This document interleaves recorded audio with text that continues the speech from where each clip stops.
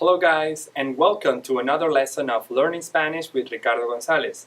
In today's lesson, I want to talk about the article the, the, which we use in Spanish. As you know, in Spanish we have genders for all the words because we are very specific when we speak.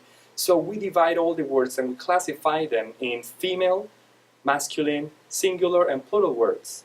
As you can see here, we have 4 different articles for the in English. So we have el, la, los, and las. El will be used for all the words that have an ending in O or those words which are masculine.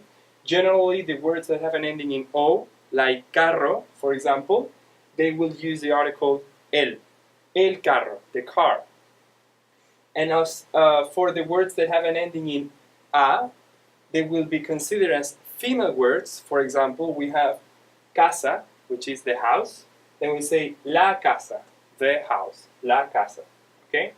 Then we also have the article for masculine plural. Then we have los, and this will be a word that has an ending in os, os. So we will say los chicos, the guys. If it was just a singular word, we will say el chico, but in this case we are treating this as a masculine plural, so we will say los chicos. And then we have the article las, which is for female in plural. For example, plantas, the plants, so we have to say las plantas. You can see that we have these 4 articles just to say the. Wow, how complicated, right? But it's not so complicated once you get used to understanding what the gender of all the words is. It is very natural for us just to know that a word is female or masculine or singular in plural, and then we can understand and we can know which article corresponds to each word. Now, it is important to understand why we use this article or how can we use it. So first of all, the article el, la, los, las is used as a topic marker. When I say topic marker, it means that it will mark the topic within a conversation. If you were saying, you're talking about a long thing, like a lot of words in a sentence, the word that has the article el, la, los, or las before will say that that word is the one that we are talking about. For example, if I say, el salón de clases es grande, I'm talking about salón de clases. El salón de clases. I'm just saying the classroom is big. So this article will be pointing out that word that I want to talk about. That's why we call it a topic marker. And the second rule we should learn about the article el, la, los, las is that we already know it. I know it sounds kind of tricky, but when I say that we already know it, is that we already know the word that we are talking about. There can be many things around. For example, in this classroom I can see that there are many chairs around, but when I say la silla, the chair, it is the chair that I already know. It is the chair that I'm looking at or the chair that I'm pointing at. People should know when I say la silla, it's not just any chair, but it's the chair that you and I already know. It is to be used as a topic marker, and it is also to say that we already know the thing that we are talking about. Now, we have estructura gramatical, grammar structure here. Usually when we make a sentence in Spanish in the present tense or in most of the times, in most of the tenses that we use in Spanish, we will use an article first, then we're going to use a subject, sujeto, then we're going to use a verb, verbo, and finally we're going to use the predicado. Predicado usually means the rest of the information that will be added to the sentence. For example, la Universidad de Hanyang tiene muchos edificios. Okay? So when I say that la Universidad de Hanyang tiene muchos edificios, what do you think I'm talking about? Am I talking about edificios, buildings? Am I talking about Hanyang, which is the name of the university? No, of course not. I'm talking about universidad. La universidad. So when I put the article la here, La Universidad de Hanyang tiene muchos edificios.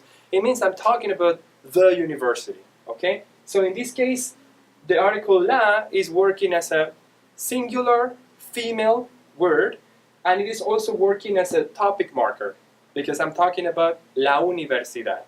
Most of the time when I say things in Spanish, even if it's something specific or something in general, we should always attach the article. When we speak in English and we want to talk about a general idea of something, we do not necessarily attach the article before the word, right? For example, if we say Korean food is very spicy, you do not need to say the Korean food is very spicy because you're talking of Korean food in general. But in Spanish, we do attach the article, even if it's a general or a specific thing. Alright? So if I say Korean food is very spicy in Spanish, I will have to say, first of all, the word is comida. So comida is the word for food in Spanish. Do you think this is a female, male, singular, or plural word?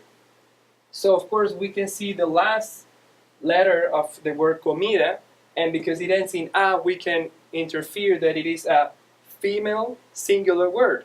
So what's the article that we should attach before comida? You guessed right, la comida. La comida coreana es muy picante. Korean food is very spicy. So I'm talking of a general idea, but still I'm using the article la, even if it's a general thing. And I can also say, la comida coreana es picante. Even if I'm just grabbing a dish of some Korean food. In that case, it would mean that this dish of Korean food is spicy. La comida coreana is spicy because I'm using some body language and some, you can see my reaction on my face like, oh, he's talking about that, a specific Korean food. Okay? Then, I will just show you some examples that we have here. So as I explained before, when we understand the grammar structure in Spanish, we have artículo, then we have sujeto, subject, then we have verbo and predicado, which is the rest of the information that will be added. So we have to say, this, el carro es grande. The car is big. So I'm using the article el, which is masculine for this word, and then using the verb to be in singular, and then I'm using this adjective just to say that the car is big. Okay? And of course, in this case, it is a topic marker, but it also is, we already know it. We know which car we are talking about. El carro es grande. I'm looking at it. Oh, the car. The car is big. Okay? Second example, la casa tiene piscina. Ooh. Do you have a pool in your house? I want to have a pool in my house as well. So, piscina is the word for pool. And then I am talking about casa in this case. La casa, the house. So, casa is a female word, singular. Then we have to use la casa. La casa tiene piscina. The house has a pool. Okay? Third example, los chicos son altos. So chicos is guys, and in this case we have o, which is for masculine, but we also have s. So it is male plural, then we have to use masculine and plural article. Los chicos son altos. And by the way, when we use adjectives also at the end, we have to make them either male, female, singular, or plural. Okay, so alto is the word for tall. So I could say alta, I could say alto, I could also say altas or altos. Yeah, it's hard to define actually just the word for tall because the words will depend on the subject that we are talking about, which tells us what? That whenever we make a sentence in Spanish, whenever we speak, we have to know first the word that we are talking about, and we have to identify whether that word is male, female, singular, or plural. And the last example that we have is las rosas son hermosas. The roses are beautiful. As you can see also here, we have las, which is for a female plural article. Rosas is also female plural. And then hermosas, the adjective, I also put it in female and plural.